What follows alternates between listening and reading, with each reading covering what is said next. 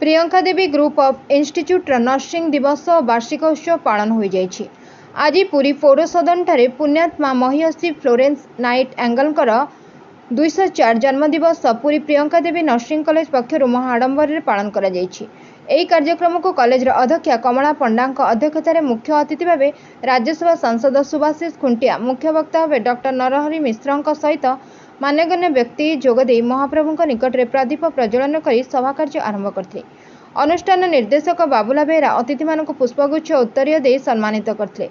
राज्यसभा सांसद सुभाषिष खुंटिया निज अभिभाषण में कहते नर्सिंग एक सेवा, महत्वपूर्ण एवं त्यागर वार्ता दिए। यापर कॉलेजर मुखपत्र प्रज्ञा प्रवाहर उन्मोचन अतिथि मानक द्वारा करा जायतला। वरिष्ठ प्राध्यापिका पार्वती परिडा छात्र छात्री मानक शपथपाठ कराइतले।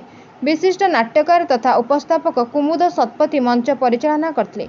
मयूरभंज कॉलेज ऑफ नर्सिंग अध्यक्षा मधुस्मिता रथ समस्त कार्यक्रम रूपरेख परिचालना तथा संयोजना करते।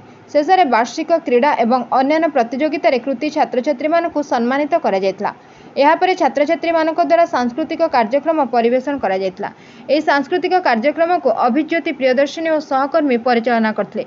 परिशेष में कालीप्रसन्न मिश्र धन्यवाद अर्पण करते। Bureau report 51 news agency.